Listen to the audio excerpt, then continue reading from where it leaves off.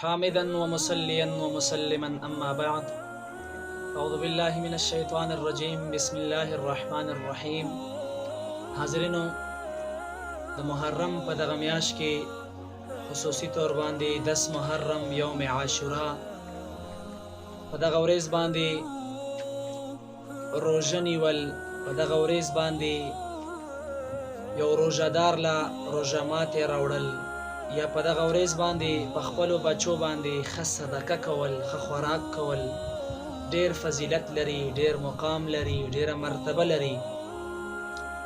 اول نمبر خبره خو حاضرینو دا چې په دغه ورځ باندې کومه روژه ده، حضرت عایشه رضی الله عنها مبارکه فرمایي وی چې کوم وخت کې چې حضور علیه السلام مبارک د نبوت اعلان نه و کړی، حضور علیه السلام مبارک به په خپله باندې یوم عاشورا دغه روژه د 10 محرم روژه خصوصي طور باندې نیوله.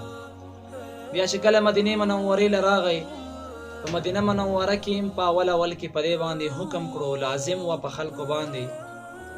خو بیا چې کله د رمضان المبارک دغه روژې په امت محمدي صلی الله علیه وسلم مبارک باندې لازم شوي، نو دا حکم بیا منسوخ شو، خبره روانه شوه د رمضان المبارک د روژو هغې نه پس بیا هغه روژې لازمې شوې.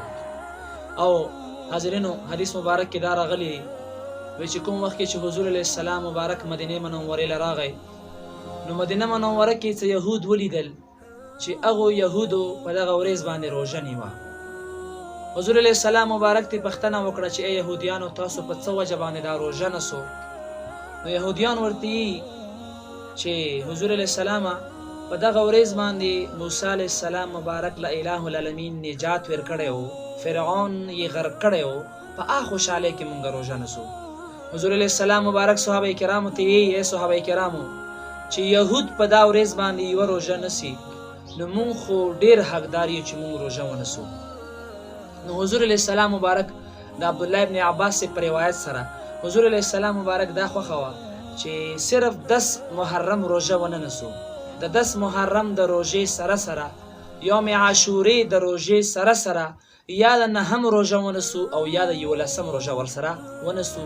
حکم هم دا دی چې کله هم روژه نسو د 10 محرم روژه به صرف نه نسو، یا ورسره 9 هغه ونسو، یا ورسره چې دی د 11 هغه ونسو. او حاضرینو د دغې روژې ډېر ثواب دی، ډېر اجر دی. حضور علیه السلام مبارک فرمایي چې تاسو په هغه ورځ باندې روژه ونسو چې په کوم باندې څومره انبیا کرام تیر شوي دي، هغو ټولو په دغه ورځ باندې روژه نیولې ده، یعنې مقصد 10 محرم باندې دا د ټولو انبیا کرامو د روژې ورځ وه. هغوی به په خامخا چې کله دا ورځ په راتله دوی مبارکانو په دا کې روژه نیوه. او حضور علیه السلام مبارک د دغې روژې د فضیلت په هکله یو عجیبه حدیث مبارک فرمایلی دی.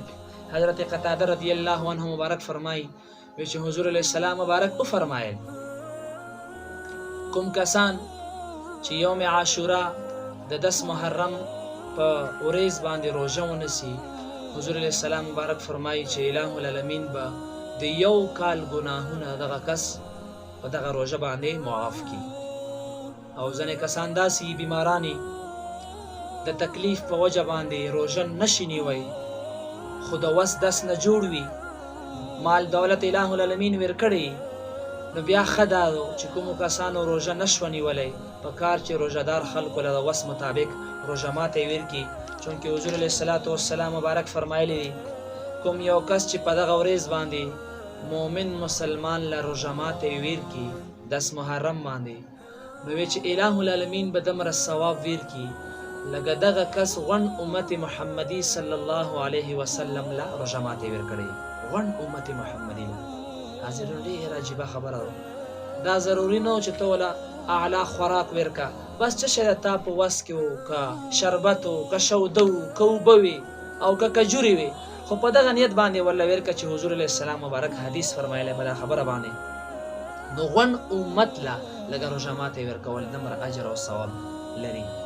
او بل حاضرینو په دغه ورځ باندې خصوصي طور باندې په خپلو بچو باندې او په خپل اهل و عیال باندې ښه خوراک وکړو. حضرت عبدالله ابن مسعود سے فرمایي چې کوم یو کس په 10 محرم باندې په خپلو بچو باندې ښه خوراک وکړي، نو چې الٰه العالمین به په دغه کس باندې غونډ کال په ښه انداز او په ښه خوراکونو باندې تیر کړي. او عبدالله ابن مسعود سے فرمایي چې موږ دا عمل شروع کړو، په حقیقت کې موږ ټولو صحابه کرامو باندې دغه کال ډېر په ښه انداز باندې بیا تېرېدو. او سفیان ثوري صاحب هم فرمایي چې ما دا حدیث کله واورېدو، ما پې عمل شروع کړو، نو چې تاسو یقین وکړو په دا خبره باندې چې کله ما د حضور علیه السلام مبارک په دا حدیث مبارک باندې عمل کړی دی، د هغې نه پس ما چې کوم اسلامي کال به کله داخل شو، ما به دا صدقه وکړه، الٰه العالمین به آخره پورې دغه کال په ما باندې په خوشحالو باندې، په برکتونو باندې، په ښه خوراکونو باندې او په حلال روزګار باندې الٰه العالمین په ما باندې تېرولو. حاضرینو په خپلو بچو باندې دا خوراک وکړو، په خپل اهل و عیال باندې وکړو. الٰه العالمین د په دې چند خبر باندې د عمل کولو توفیق را نصیب کړي. واخر دعوانا ان الحمدللہ رب العالمین. गाइस अगर वीडियो पसंद आई हो तो प्लीज़ वीडियो को लाइक कीजिए और साथ ही हमारे चैनल को सब्सक्राइब कीजिए और बेल का आइकन भी दबा दीजिए ताकि जब भी हम कोई वीडियो अपलोड करें तो इसकी नोटिफिकेशन आप तक पहुंच जाए। Thank you.